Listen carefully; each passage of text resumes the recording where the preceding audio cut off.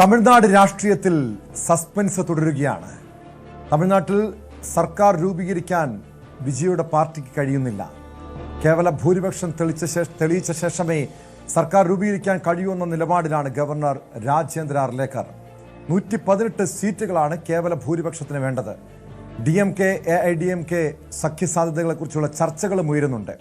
അതേസമയം ജനവിധി അംഗീകരിക്കണമെന്ന കനിമൊഴിയുടെ നിലപാട് DMK AIDMK സഖ്യനീക്കം അംഗീകരിക്കില്ലെന്നതിന്റെ സൂചനയാകാം. Mandate and in the democracy I think what the people decide is supreme. Unfortunately it's not a very clear mandate, but whatever it is we have to respect it. It is a speculation. I belong to the DMK. I cannot be answering for what the ADMK says. If they accuse us, we can of something, or if they say something about the DMK, I can reply. But I cannot answer to speculations. വിശദാംശങ്ങളുമായി ചെന്നൈയിൽ നിന്ന് CV Anumod ചേരുന്നുണ്ട്. അനുമോദ്, ഏറ്റവും വലിയ ഒറ്റക്കക്ഷി വിജയുടെ 2 മണ്ഡലങ്ങൾ ഉൾപ്പെടുത്തി നോക്കിയാൽ 108 സീറ്റ്, ഇനി അതൊഴിച്ചാൽ 107, കോൺഗ്രസിന് 5 MLA-മാരുടെ പിന്തുണ 112. പക്ഷെ പിന്നെയും 6 പേരുടെ പിന്തുണ കൂടി വേണം. CPI ഉണ്ട്, CPM ഉണ്ട്, ലീഗ് ഉണ്ട്. ഇതുവരെയും ഇവരാരും നിലപാട് വ്യക്തമാക്കിയിട്ടുണ്ടോ? മാത്രമല്ല അവിടെ DMK അവരുടെ പരമ്പരാഗത എതിരാളികളായിട്ടുള്ള AIDMK-യുമായി സഖ്യം ചേരാൻ ഒരുങ്ങുന്നുവെന്ന സൂചനകളും വരുന്നു. എന്താണ് തമിഴ്നാട് രാഷ്ട്രീയത്തിൽ ഇപ്പോൾ സംഭവിക്കുന്നത്?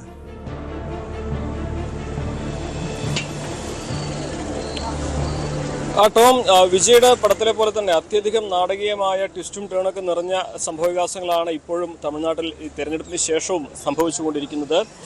ഏറ്റവും പ്രധാനപ്പെട്ട ഒരു കാര്യം, ഭരിക്കാൻ ആവശ്യമായ കേവല ഭൂരിപക്ഷം വിജയ്ക്ക് ലഭിക്കുമോ എന്നുള്ളത് തന്നെയാണ്. ആ ചോദ്യത്തിനുള്ള ഉത്തരം തേടിയാണ് ഇപ്പോൾ ഈ ചർച്ചകളൊക്കെ തന്നെ നടന്നുകൊണ്ടിരിക്കുന്നത്. നമ്മൾ നിൽക്കുന്നത് തമിഴ്നാട്ടിലെ CPM-ന്റെ ആസ്ഥാനത്താണ്. ഇവിടെ സംസ്ഥാന സമിതി യോഗം അല്പസമയത്തിനകം ചേരും.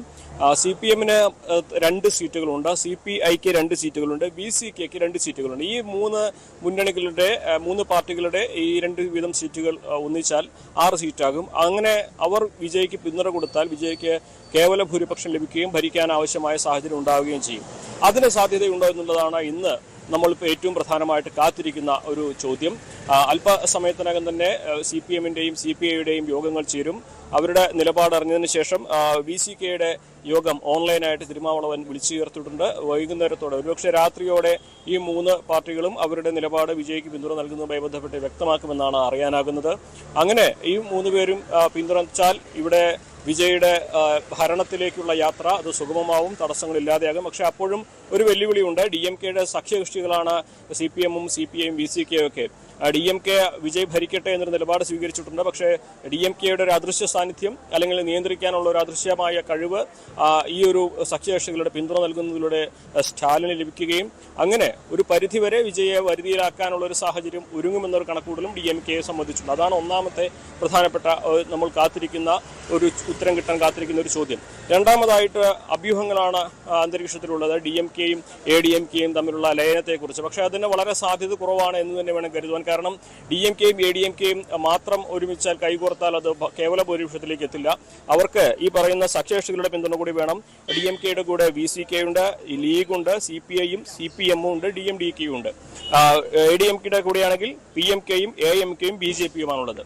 ഇതിൽ VCK-യും PMK-യും BJP-യുമായിട്ട് ഒരിക്കലും അവർ കൈകോർക്കാൻ തയ്യാറാകാത്ത രാഷ്ട്രീയ സാധ്യതയുള്ള രാഷ്ട്രീയ നിലപാടുള്ളവരാണ്. അവരെ സംബന്ധിച്ച് ഒരിക്കലും BJP-യുമായിട്ടോ അതല്ലെങ്കിൽ അത്തരത്തിലുള്ള നിലപാട് സ്വീകരിക്കുന്ന പാർട്ടികളുമായിട്ടോ കൈകോർക്കാനാകില്ല. VCK-ക്ക് ആണെങ്കിലും CPM-നാണെങ്കിലും CPI-ക്ക് ആണെങ്കിലും അങ്ങനെ കൈകോർക്കുമ്പോൾ അവർ മാറി നിൽക്കുകയും അത് കേവല ഭൂരിപക്ഷത്തിലേക്ക് എത്താനുള്ള സാധ്യത ഇല്ലാതാക്കുകയും ചെയ്യും. ഒരിക്കലും DMK-ക്കും ADMK-ക്കും ഒറ്റയ്ക്ക് ഭരണത്തിലേറാനുള്ള ഒരു ഭൂരിപക്ഷം ഉറപ്പിക്കാനുള്ള ഒരു സാധ്യത ഉണ്ടായിരുന്നെങ്കിൽ ഒരുപക്ഷെ ഇതിനുള്ളൊരു അവസരം ഉണ്ടാകുമായിരുന്നു. പക്ഷേ അത്തരത്തിലൊരു സാഹചര്യമല്ല നിലവിലുള്ളത്. സഖ്യകക്ഷികളുടെ പിന്തുണയില്ലാതെ അവർക്ക് അത്തരത്തിൽ മുന്നേറാനാകില്ല എന്നതുകൊണ്ട് തന്നെ DMK-യും ADMK-യും ഒരുമിച്ചൊരു ഭരണത്തിന്റെ സാധ്യത വളരെ വിദൂരമാണ് എന്ന് തന്നെ വേണം വിലയിരുത്തുവാൻ. ഇവിടെ സാധ്യതയുള്ളത് ഇന്ന് CPM-ന്റെയും CPI-യുടെയും BCK-യുടെയും പിന്തുണ വിജയ്ക്ക് ലഭിക്കുകയാണെങ്കിൽ വിജയ് ഭരണത്തിലേറും എന്നുള്ള സാധ്യതയാണ്. എന്താണെങ്കിലും അത്യധികം നാടകീയമായ നീക്കങ്ങളാണ് ഈ തെരഞ്ഞെടുപ്പ് ഫലം വന്നതിന് ശേഷം തമിഴ്നാട്ടിൽ നടന്നുകൊണ്ടിരിക്കുന്നത്. സാധാരണ ഏറ്റവും വലിയ ഒറ്റകക്ഷിയെ ചട്ടമാണ് ഉണ്ടാകാറുള്ളതെന്ന് വിജയുടെ നിയമജ്ഞർ പറയുന്നുണ്ട്. അതുകൊണ്ട് തന്നെ നിയമപരമായിട്ട് ഇതിനെ നേരിടാനുള്ള നടപടികളും വിജയുടെ ഭാഗത്തുനിന്ന് പുരോഗമിക്കുന്നുണ്ട്. ഇന്ന് വൈകുന്നേരത്തോടെ ഇക്കാര്യങ്ങളിലെല്ലാം ഒരു വ്യക്തത വരും എന്ന് തന്നെയാണ് നമുക്ക് അറിയാനാകുന്നത്. ടോം, അവിടെ ഈ CPI CPM പാർട്ടികളുടെ ഒരു നിലപാട്, അവിടെ സംസ്ഥാന ഘടകം വിജയ്ക്ക് പിന്തുണ കൊടുക്കണമെന്നൊരു നിലപാട് സ്വീകരിക്കുന്നുണ്ടല്ലോ. പക്ഷെ എന്താണ് അവിടെ തടസ്സമായി നിൽക്കുന്നത്? കേന്ദ്ര നേതൃത്വത്തിൻ്റെ നിലപാടാണോ? പ്രത്യേകിച്ചും വിജയോടെ എന്തുകൊണ്ടാണ് അത്തരമൊരു എതിർപ്പ് അവർ പ്രകടിപ്പിക്കുന്നത്? മാത്രമല്ല ഇവിടെ അങ്ങനെ AIDMK-യും DMK-യും തമ്മിലൊരു സഖ്യ നീക്കം ഉണ്ടായിക്കഴിഞ്ഞാൽ അവിടെ ഈ 107 MLA-മാരും രാജിവെക്കും. സ്വാഭാവികമായ ഒരു ഭരണ അസ്ഥിരതയുണ്ടാകും. വീണ്ടും തെരഞ്ഞെടുപ്പിലേക്ക് കാര്യങ്ങൾ നീങ്ങും. അത്തരമൊരു അസാധാരണമായിട്ടുള്ള സാഹചര്യങ്ങൾക്ക് നീങ്ങാനുള്ള സാധ്യതയുണ്ടോ?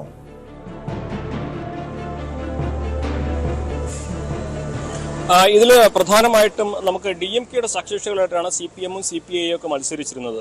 കോൺഗ്രസും സഖ്യകക്ഷിയായിരുന്നു. പക്ഷേ കോൺഗ്രസ് വളരെ വേഗത്തിൽ കാലുമാറി TVK-യുടെ കൂടെ, വിജയുടെ പാർട്ടിയുടെ കൂടെ നിൽക്കുകയായിരുന്നു. അതിനെതിരെ DMK-ക്ക് ഉള്ളിൽ വലിയ പ്രതിഷേധമാണ് വരുന്നത്. ഈ DMK-യുടെ അനുമതിയില്ലാതെ, DMK-യുടെ ഒരു പരിപൂർണമായിട്ടുള്ള പിന്തുണയില്ലാതെ ഇത്തരത്തിലൊരു തീരുമാനത്തിലേക്ക് CPM-ഓ CPI-യോ എത്തുകയില്ല എന്നുള്ളതാണ് പ്രധാനപ്പെട്ട ഒരു കാര്യം. കാരണം തെരഞ്ഞെടുപ്പിൽ പരസ്പരം മത്സരിച്ചവരാണ് ഇവരൊക്കെ.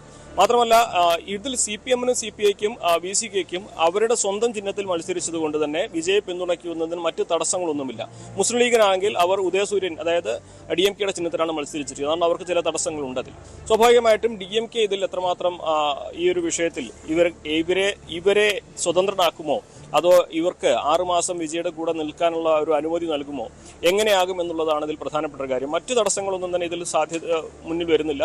DMK-യുടെ പരിപൂർണമായിട്ടുള്ള ഒരു പിന്തുണ, ഒരു അനുമതി ഇതിൽ ഉണ്ടാകുമോ എന്നുള്ളത് മാത്രമാണ് ഇവരെ സംബന്ധിച്ച് ഇതിൽ. മാത്രമല്ല ഒരു പ്രതിപക്ഷത്തിരിക്കാൻ തീരുമാനിച്ച കക്ഷികൾ ഭരണപക്ഷത്തേക്ക് മാറുമ്പോൾ സ്വാഭാവികമായിട്ടും അണികളെ ബോധ്യപ്പെടുത്തേണ്ടതായിട്ട് വരും. അതിൻ്റെ പല നയങ്ങളും ചർച്ച ചെയ്യേണ്ടത്. CPM-നെ പോലെ ഒരു പാർട്ടിക്ക് അത് അത്ര എളുപ്പത്തിൽ പൂർത്തീകരിക്കാൻ കഴിയുന്നതല്ല, നമുക്കറിയാം.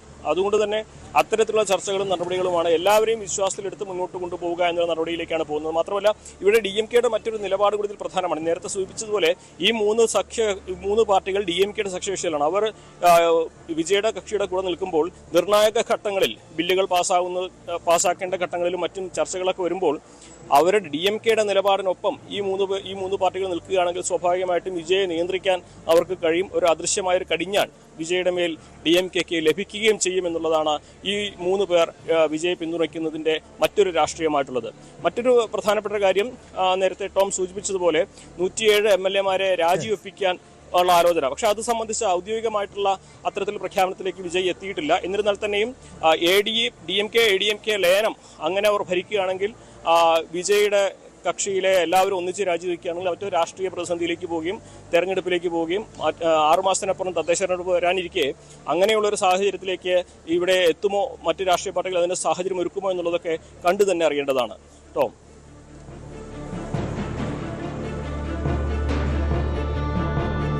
വ്യക്തമാണ്. CV അനുമോദാണ് ചെന്നൈയിൽ വിവരങ്ങൾ നൽകിയത്. എന്തായാലും വളരെ നാടകീയമായിട്ടുള്ള സംഭവ വികാസങ്ങളാണ് തമിഴ്നാട്ടിൽ ഉണ്ടാകുന്നത്. കേവല ഭൂരിപക്ഷം ഇല്ല എന്നതുകൊണ്ട്. പക്ഷേ ഒറ്റക്കക്ഷി, ഏറ്റവും വലിയ ഒറ്റക്കക്ഷിയാണ്. 107 സീറ്റുകളുണ്ട്, 108 സീറ്റുകളുണ്ട്, 107 MLA-മാരുണ്ട്. പക്ഷേ വിജയുടെ TVK-ക്ക് അവിടെ ഭരിക്കാൻ കഴിയാത്തൊരു സാഹചര്യം.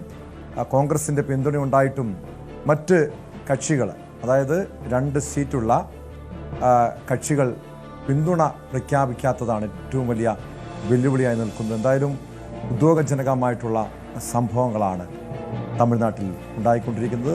ഉടൻ തന്നെ ഇതുമായി ബന്ധപ്പെട്ട ഗവർണറുടെ നിലപാടും മറ്റ് ചെറിയ കക്ഷികളുടെ നിലപാടും ഈ കേസ് ഈ ഒരു സംഭവത്തിൽ തമിഴ്നാട് രാഷ്ട്രീയത്തിൽ ആദ്യം നിർണായകം. കൂടുതൽ വാർത്തകൾക്ക് News 18 Keralam YouTube channel subscribe ചെയ്യുക.